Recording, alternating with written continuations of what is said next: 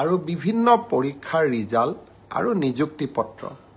আমি 10 অক্টোবৰত দিবৰ বাবে সিদ্ধান্ত লৈছিলোঁ কিন্তু যোৱা কেইদিনমানৰ ঘটনা প্ৰবাহ আৰু গুৱাহাটী হাইকোৰ্টৰ এটা ৰায়ৰ বাবে আমি অকণমান থমকি ৰ'বলগীয়া হৈছে মই আপোনালোকক আজি কোন পৰীক্ষাৰ কোন দিনাখন আমি ৰিজাল্ট এনাউন্স কৰিম সেই বিষয়ে মই আপোনালোকক স্পষ্টকৈ কম যাতে আপোনালোকৰ মনত কোনো সন্দেহ নাথাকে পোনপ্ৰথমে মই আপোনালোকক জনাব খুজিছোঁ যে আমাৰ এডিআৰই পৰীক্ষাৰ যি গ্ৰেড 3 আছিলে অৰ্থাৎ তৃতীয় বৰ্গৰ যি চাকৰি আছিলে সেই চাকৰিৰ ফলাফল আমি 10 অক্টোবৰ তাৰিখে প্ৰকাশ কৰিম এডিআৰইৰ চতুৰ্থ শ্ৰেণীৰ যি পৰীক্ষা আছিলে প্ৰায় 5000 পদ আছিলে এই পৰীক্ষাৰ ফলাফল আমি 15 অক্টোবৰ তাৰিখে ঘোষণা কৰিম স্বাস্থ্য বিভাগৰ বিভিন্ন পৰীক্ষাৰ ফলাফল নন টেকনিক্যাল টেকনিক্যাল স্বাস্থ্য বিভাগৰ আটাইবোৰ পৰীক্ষাৰ ফলাফল আমি 12 অক্টোবৰ তাৰিখৰ আগতে ঘোষণা কৰিম এলিমেন্টাৰী প্ৰাথমিক বিদ্যালয়ৰ শিক্ষকৰ নিযুক্তিৰ বাবে আমি যি পৰীক্ষা বা আমি যেটো নিযুক্তিৰ প্ৰক্ৰিয়া আৰম্ভ কৰিছো সেই পৰীক্ষাৰ ফলাফল আমি 15 পৰা 20 অক্টোবৰৰ ভিতৰত প্ৰকাশ কৰিম তাৰ কাৰণ প্ৰাথমিক বিদ্যালয়ৰ শিক্ষক শিক্ষয়িত্ৰীৰ পৰীক্ষাৰ ফলাফল ঘোষণা কৰাৰ আগতে আমি গ্ৰেজুৱেট টিচাৰ আৰু পোষ্ট গ্ৰেজুৱেট টিচাৰৰ ৰিজাল্ট ঘোষণা কৰিব খুজিছো যাতে ওভাৰলেপিং নহয় অৰ্থাৎ প্ৰাথমিক বিদ্যালয়ৰ শিক্ষকৰ পদ নিৰ্বাচিত গ্ৰেজুৱেট টিচাৰ বা পোষ্ট গ্ৰেজুৱেট টিচাৰ সকলে দখল কৰিব নোৱাৰে আৰু আমাৰ যুৱক যুৱতী সকল যাতে বঞ্চিত নহয় গ্ৰেজুৱেট টিচাৰ আৰু পোষ্ট গ্ৰেজুৱেট টিচাৰৰ পৰীক্ষাৰ ফলাফল আমি 15 অক্টোবৰ তাৰিখে ঘোষণা কৰিম অৰ্থাৎ এই গোটেই পৰীক্ষাৰ ফলাফলসমূহ আমি 20 অক্টোবৰ তাৰিখৰ আগতে আমি ঘোষণা কৰিবলৈ সক্ষম হ'ম আপোনালোকে এতিয়া সুধিব যে পুলিচৰ পৰীক্ষাৰ ফলাফল আমি কেতিয়া দিম সাব ইন্সপেক্টৰৰ ৰিজাল্ট বা ফায়াৰ ব্ৰিগেড আদিৰ ৰিজাল্ট আমি 10 অক্টোবৰ তাৰিখে দিম বা তাতকৈ আগতে দিম কিন্তু এবি আৰু ইউবি কনিষ্টবলৰ ৰিজাল্ট দিয়াৰ ক্ষেত্ৰত গুৱাহাটী উচ্চ ন্যায়ালয়ে এটা আমাক সাময়িকভাৱে বাধা আৰোপ কৰিছে আমি আশা কৰো সেই বাধা আৰোপ অতিক্ৰম কৰি অৰ্থাৎ উচ্চ ন্যায়ালয়ক সন্তুষ্ট কৰি আমি এই মাহৰ ভিতৰতে পুলিচৰো এবি আৰু ইউবি কনিষ্টবলৰ ৰিজাল্ট ঘোষণা কৰিব পাৰিম এই গোটেই ৰিজাল্টৰ ফলাফলৰ লিষ্টখন দেখিলে আপোনালোকে ইতিমধ্যে গম পাইছে যে আমি 20 অক্টোবৰলৈকে যাবলগীয়া হৈছে কিন্তু মই প্ৰতিশ্ৰুতি দিছিলো যে অক্টোবৰ মাহৰ ভিতৰতে 10 অক্টোবৰত আপোনালোকক নিযুক্তি পত্ৰ দিম 10 অক্টোবৰত মই নোৱাৰিলেও অন্তত 25-26 অক্টোবৰৰ ভিতৰত আপোনালোকৰ হাতত মই নিযুক্তি পত্ৰ তুলি দিম কাৰণ পৰীক্ষাৰ ফলাফল ঘোষণা কৰাৰ পিছতো আমি বিভাগলৈকে কাক কোন বিভাগত দিম ৰেণ্ডমাইজেশ্যন কৰিব লাগে আৰু তাৰ পিছত বিভাগসমূহেও আপোনালোকৰ পোষ্টিং অৰ্ডাৰ উলিয়াব লাগে সেই কাৰণে অক্টোবৰ মাহৰ ভিতৰতে আপোনালোকৰ নিযুক্তি হ'ব কিন্তু কেইটামান দিন আপোনালোকে অপেক্ষা কৰিব লাগিব ইয়াৰ কাৰণো আপোনালোকে জানে যোৱা কেইবাটাও দিন ধৰি আমি কোনেও কাম কৰিব পৰা নাই জুবিনৰ মৃত্যু বা জুবিনৰ দুৰ্ঘটনাৰ পিছত বা বহুতে কোৱাৰ দৰে হত্যাৰ পিছত যি ধৰণে আমি নকওঁ কিয় আমাৰ মনবোৰ বিষাদেৰে ভৰি পৰি আছিল কাম কৰিব পৰা কোনেও নাছিল কিন্তু আমি যেহেতু আগুৱাই যাবই লাগিব সেইবাবে মই আজি আপোনালোকক নিশ্চিতভাৱে কোন পৰীক্ষাৰ কেতিয়া ফলাফল ঘোষণা কৰিব তাক মই জনালো আৰু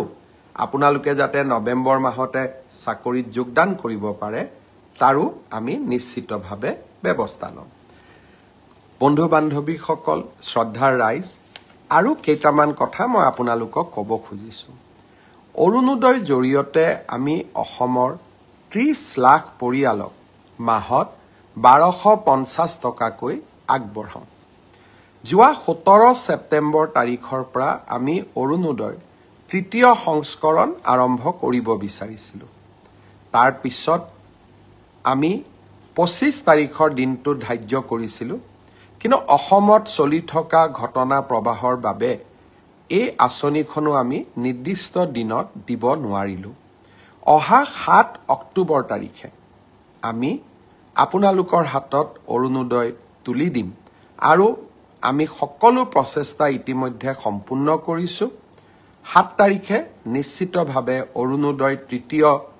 সংস্কৰণৰ সুবিধা 30 লাখ আই মাতৃয়ে লাভ কৰিব আৰু আমি তাৰ পিছত প্ৰতি মাহে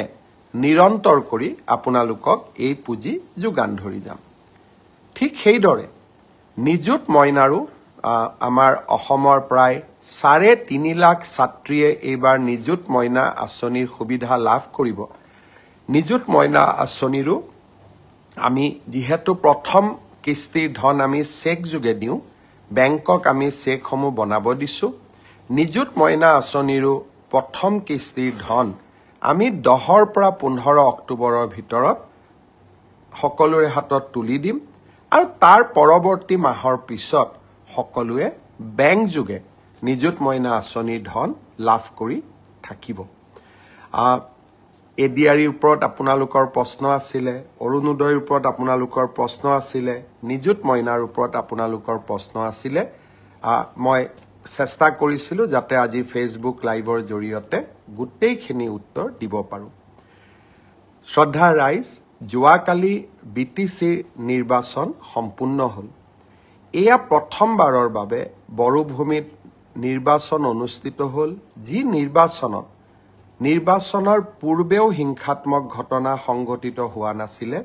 নিৰ্বাচনৰ সময়তো হিংসাত্মক ঘটনা সংঘটিত নাই হোৱা আৰু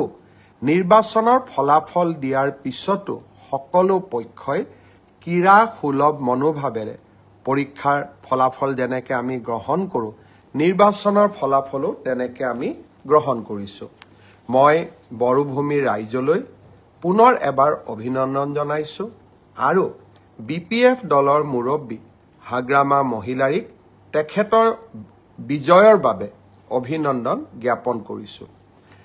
ভাৰতীয় জনতা পাৰ্টিয়ে আকাংক্ষিত ফল লাভ কৰিব নোৱাৰিলে আমি 5খন আসনত জয়লাভ কৰিলোঁ আৰু 5খন আসনত আমি 150ৰ পৰা 600 ভোটৰ ব্যৱধানত হাৰিবলগীয়া হ'ল মূল কাৰণ এইটোৱে যে যিদিনাখনে আমি জুবিন গাৰ্গৰ মৃত্যুৰ বাতৰি পালোঁ আমি গোটেইবিলাকে নিৰ্বাচনৰ ৰণক্ষেত্ৰৰ পৰা আঁতৰি আহিলোঁ আৰু জুবিনৰ শৱদেহ পাৰ্থিৱ শৰীৰ গুৱাহাটীলৈ উভতাই অনা পোষ্টমৰ্টেম শ্ৰদ্ধাঞ্জলি আৰু শেষকৃত্য সম্পন্ন কৰ্তব্যৰ তাগিদাত আমি নিৰ্বাচনৰ ৰণভূমি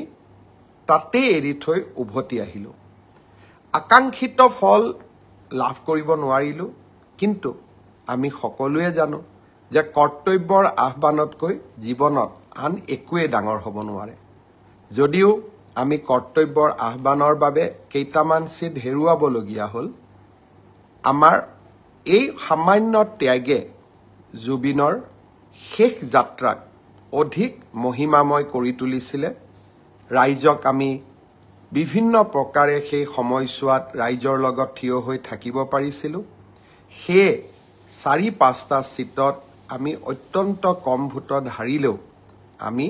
তাক পৰাজয় বুলি ভবা নাই বড়োভূমিৰ ৰাইজলৈ আৰু ভাৰতীয় জনতা পাৰ্টিক ভোট দিয়া প্ৰতিগৰাকী ৰাইজলৈ মই মোৰ অজস্ৰ কৃতজ্ঞতা জ্ঞাপন কৰিছোঁ আপোনালোকক মই প্ৰতিশ্ৰুতি দিছিলোঁ যে আমি আপোনালোকক অৰুণোদয় আঁচনিৰ হিতাধিকাৰী তালিকা চূড়ান্ত কৰিম মহিলা উদ্যমিতা আমি আপোনালোকক প্ৰদান কৰিম কেইবাখনো নদীৰ ওপৰত দলং বনোৱাৰ প্ৰস্তাৱ এই গোটেইবোৰ কথা নিৰ্বাচনত পৰাজিত হ'লেও বা আকাংক্ষিত ফল নাপালেও আমি আপোনালোকৰ কাৰণে কৰিবৰ বাবে চেষ্টা কৰিম পুনৰ এবাৰ আপোনালোকক বহুত বহুত ধন্যবাদ জনাইছোঁ জুবিনৰ বিষয়ে আহিব খুজিছোঁ বহু সময়ত ব্যক্তিগত কথা কোৱা উচিত নহয় আৰু ব্যক্তিগত কথা কোৱাৰ পৰিৱেশো নাথাকে। যোৱা 6টামান বছৰ আগতে এদিন মই কৈছিলোঁ যে জুবিনৰ বিপথে পৰিচালিত কৰাত তেওঁৰ আশে-পাশে লাগি থকা মানুহখিনি জড়িত হৈ আছে। 6 বছৰ আগতে মই কি কৈছিলোঁ সি এতিয়াও সংবাদ মাধ্যমত বৰ্তমান সামাজিক মাধ্যমতো তাৰ উপস্থিতি আছে। সেয়েহে মোৰ গোটেই ঘটনাৰ সম্পৰ্কত মোৰ মতামত বা স্পষ্ট ভাৱ আজি নহয় 6 বছৰ আগতে মই ৰাইজৰ ওচৰত বা ৰাইজক মই জনাইছিলোঁ। জুবিন আমাৰ জাতীয় সম্পদ। জ্যোতিপ্ৰসাদ আগৰৱালা, বিষ্ণুপ্ৰসাদ ৰাভা আৰু ভূপেন হাজৰিকাৰ সমকক্ষ বুলি জুবিন গাৰ্গক অভিহিত কৰি মই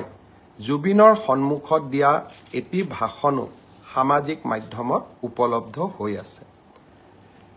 জুবিনৰ প্ৰতি মোৰ এক ব্যক্তিগত অভূতপূৰ্ব কৃতজ্ঞতাও আছিলে। মোৰ দেউতা প্ৰয়াত কৈলাশনাথ শৰ্মাৰ গীতৰ সংকলন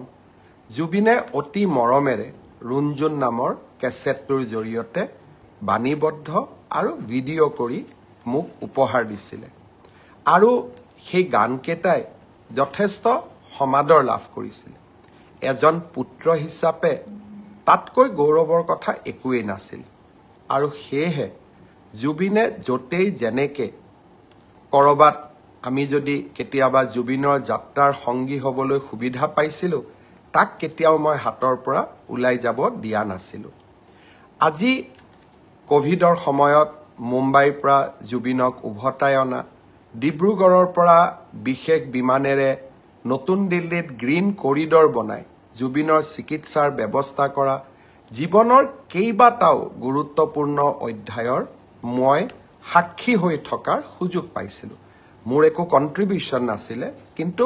মই সাক্ষী হৈ থাকিব পাৰিছিলোঁ। সেয়েহে কোনো এজন জুবিন অনুৰাগীতকৈ মই নিজকে কম অনুৰাগী বুলি নাভাবোঁ আৰু বেছি বুলিও নাভাবোঁ, কাৰণ আমি সকলোৱে জুবিনক ভাল পোৱাৰ অধিকাৰ আছে আৰু অধিকাৰ থাকিব। জুবিনক আমি গীত মাত আৰু সংস্কৃতিৰ মাজেৰে আমি সকলো গৌৰৱী অসম